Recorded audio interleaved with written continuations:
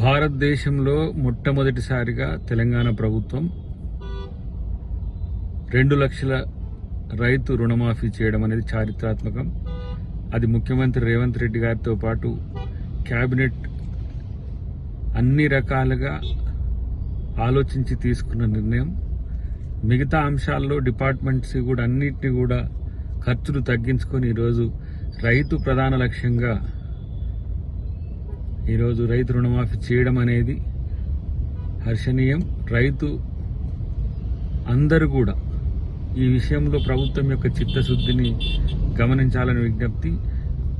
ఎలాంటి భేషజాలు లేకుండా, ఎలాంటి లిమిటేషన్స్ లేకుండా 2 లక్షల వరకు ఒకటేసారి రుణమాఫీ చేసిన ప్రభుత్వంగా ఇది చరిత్రకెక్కుతున్న ప్రభుత్వం.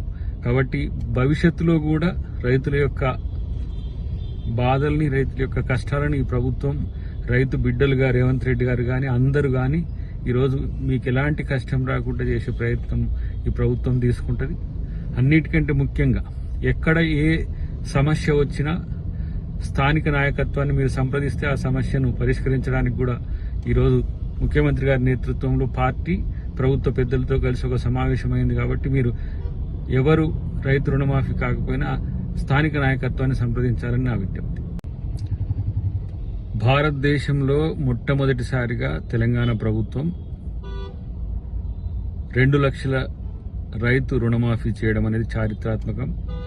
అది ముఖ్యమంత్రి రేవంత్ రెడ్డి గారితో పాటు కేబినెట్ అన్ని రకాలుగా ఆలోచించి తీసుకున్న నిర్ణయం.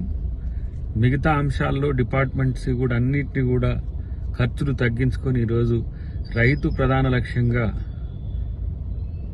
ఈరోజు రైతు రుణమాఫీ చేయడం అనేది హర్షణీయం. రైతు అందరూ కూడా ఈ విషయంలో ప్రభుత్వం యొక్క చిత్తశుద్ధిని గమనించాలని విజ్ఞప్తి. ఎలాంటి భేషజాలు లేకుండా, ఎలాంటి లిమిటేషన్స్ లేకుండా 2 లక్షల వరకు ఒకటేసారి రుణమాఫీ చేసిన ప్రభుత్వంగా ఇది చరిత్రకెక్కుతున్న ప్రభుత్వం.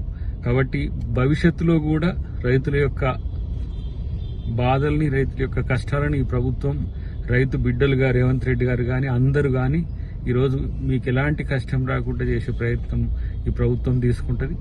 అన్నిటికంటే ముఖ్యంగా ఎక్కడ ఏ సమస్య వచ్చినా స్థానిక నాయకత్వాన్ని మీరు సంప్రదిస్తే ఆ సమస్యను పరిష్కరించడానికి కూడా ఈరోజు ముఖ్యమంత్రి గారి నేతృత్వంలో పార్టీ ప్రభుత్వ పెద్దలతో కలిసి ఒక సమావేశమైంది. కాబట్టి మీరు ఎవరు రైతు రుణమాఫీ కాకపోయినా స్థానిక నాయకత్వాన్ని సంప్రదించాలని నా విజ్ఞప్తి.